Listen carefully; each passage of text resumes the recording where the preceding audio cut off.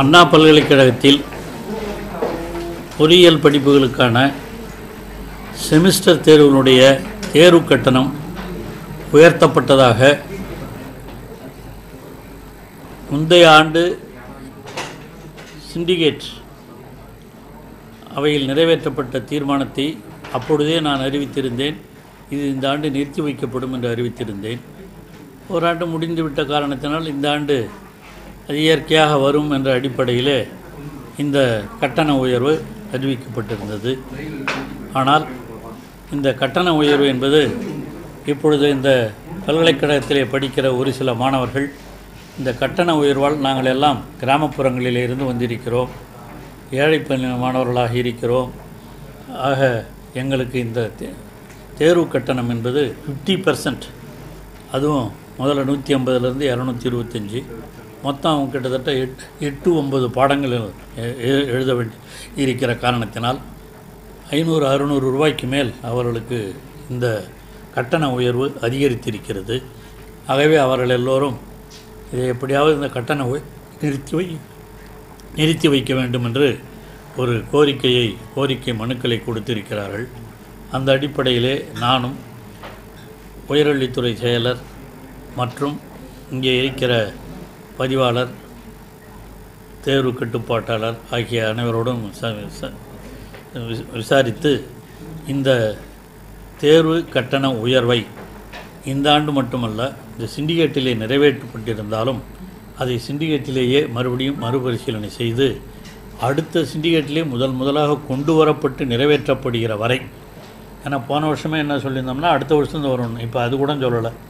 இனிமேல் புதியதாக சிண்டிகேட்டில் அறிமுகப்படுத்தப்பட்டு இதற்கான ஒரு பில் பாஸ் பண்ணால் தவிர இந்த தேர்வு கட்டணத்தை கண்டிப்பாக நிறுத்தி வைக்கிறோம்.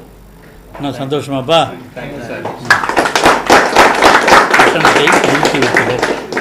அதனால் இந்த தேர்வு கட்டணம் இப்பொழுது மட்டுமல்ல, தொடர்ந்து இருக்காது. இனிமேல் மறுபடியும் புதியதாக சிண்டிகேட் ஆலய மன்றத்திலே கொண்டு வரப்பட்டு ஆட்சி மன்றத்திலே கொண்டு வரப்பட்டு நிறைவேற்றப்பட்டால்தான் அது அமுல்படுத்தப்படும்.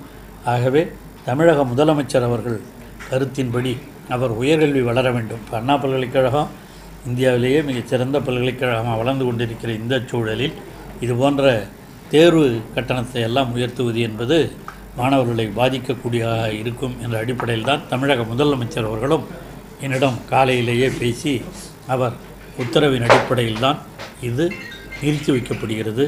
நிச்சயமாக இந்த தேர்வு கட்டணம் இந்த ஆண்டும் அடுத்த ஆண்டும் வருகிற ஆண்டுகளில் இருக்காது. அது மறுபடியும் ஆலவை மன்றத்திலே கொண்டு வரப்பட்டால்தான் அது நிறைவேற்றப்படும். ஆகவே முன்பு நிறைவேற்றப்பட்ட அந்த சட்டத்தை வைத்து இது அமுல்படுத்தப்படாது என்பதை உறுதியோடு தெரிவித்துக் கொள்கிறேன். ஆகவே மாணவர்களே, நீங்களும் ஒன்றும் கவலைப்படாதீங்க. இனிமேல் எந்த செமிஸ்டருக்கும் உங்களுக்கு தேர்வு கட்டணம் என்பது உயராது. இதே தான் இப்போ எவ்வளோ கட்டுறீங்களோ அதையே கட்டினால் போதும் என்பதையும் தமிழக முதலமைச்சர் தளபதி மு.க. ஸ்டாலின் அவர்கள் அறிவித்ததன் அடிப்படையிலே அறிவிக்கிறேன்.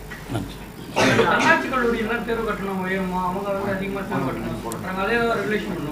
அதாங்க, தன்னாட்சி கல்லூரிகள்லாம் தன்னாட்சி கல்லூரிகள்லாம் குறிப்பாக தன்னாட்சி கல்லூரிகளை பொறுத்தவரையில் அதுக்குன்னு சில உரிமைகளை எல்லாம் நாங்கள் மட்டும் கொடுக்கல, ஏஐசிடி யூஜிசி எல்லாம் கொடுத்து வச்சுருக்காங்க.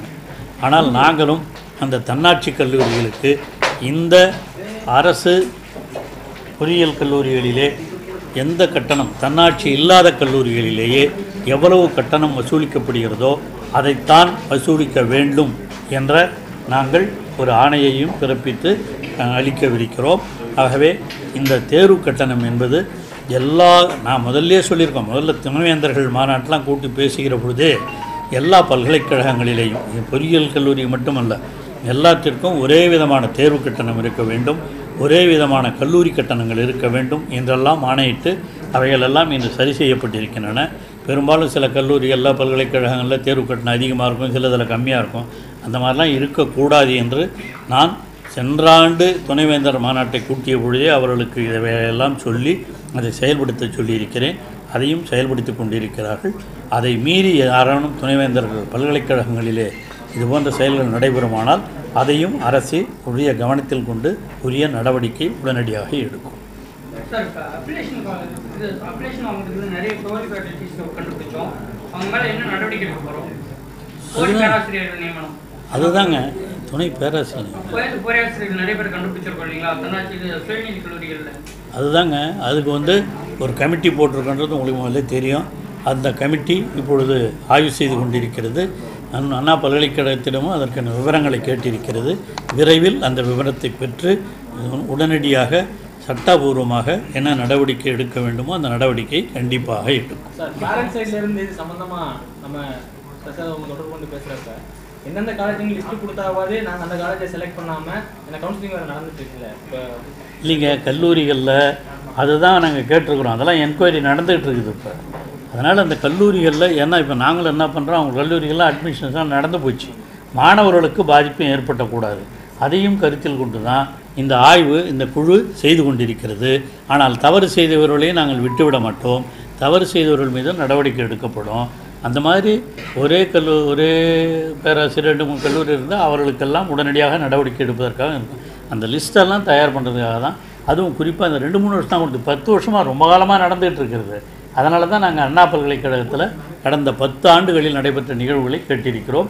அவைகளெல்லாம் வந்த பிறகு இந்த குழு என்ன முடிவு எடுக்கிறதோ அந்த அடிப்படையில் உரிய நடவடிக்கை சட்டபூர்வமாக நிச்சயமாக யாராக இருந்தாலும் அதில் பாரபட்சம் பாராமல் நிச்சயமாக எடுப்போம் என்பதை தெரிவித்தோம். அதான் சொல்கிறேன், எல்லாம் சேர்த்து தான் சொல்கிறோம். எல்லாத்துக்கும் மேலே இல்லை கமிட்டி இப்போ கேட்டிருக்காங்க. அண்ணா பல்கலைக்கழகத்தில் கேட்டு அதுக்கு உரிய காலத்திலே நிச்சயமாக வெகு விரைவிலே அதற்கான நடவடிக்கைகளை எடுப்பதற்கு அரசு எல்லா நடவடிக்கைகளையும் குழு மூலமாக எடுத்துக்கணும்.